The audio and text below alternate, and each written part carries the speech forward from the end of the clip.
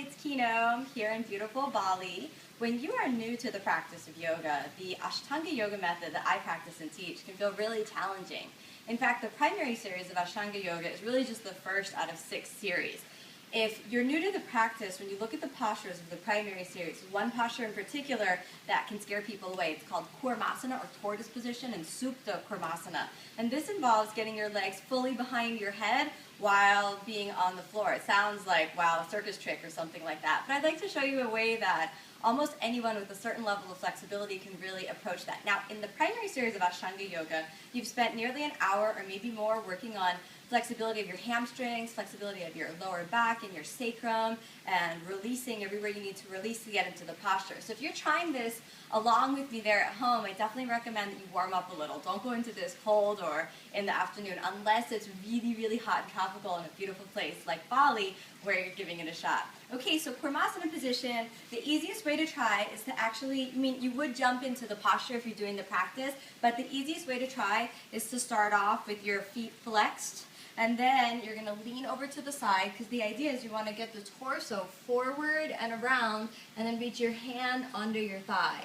Now this is key because when you reach forward, you want to get the elbow past the knee. That will take the pressure off of the elbow and make it much easier for you to fold. So I'll show you that again. Starting off with slightly bent knees, we're pivoting at the hips. We exhale as we reach forward, and I'm leaning all the way over so my right sitting bone is fully off the ground, and I'm sliding the shoulder forward, walking it all the way under, okay? Now the tendency of this leg is to go out to the side. You want to squeeze your right knee as close to the shoulder as possible, and then to counterbalance that, you want to push the shoulder back so you don't collapse down into your collarbone. Now I got to get onto the left side. So now you're going to lean over to this side, reach as far forward as you can, roll the shoulder, left shoulder forward, get it all the way down, and then press the knees into the upper arms and press the chest forward. So you're really using 2 different positions to get you deeper into your body. Then, in order to get down to the ground, you squeeze the heels forward and squeeze the knees into the shoulders, press the shoulders back, chest forward, and then you really want to do that on exhalation. So inhale and create length, exhale, push and squeeze the knees, inhale, push your shoulders to create length, exhale, squeeze the knees onto the shoulders to create length, and then eventually you're going to lift your heels off of the ground. Now you want to make sure that you get in as tight as possible. I'm not as tight as I could be here, so I could squeeze my feet a little closer together, get the thighs more onto the shoulders, and then work my way all the way down again. There's a strong tendency just to flop down there, but this should be really active. So you want to really activate and squeeze, squeeze, squeeze.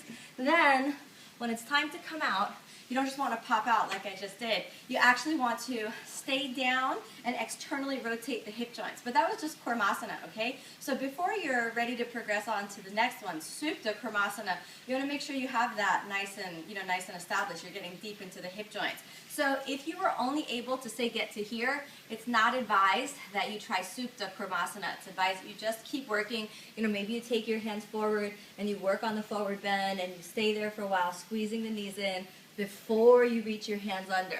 You want to get the elbow past the knee before you think about progressing onto Supta Kurmasana.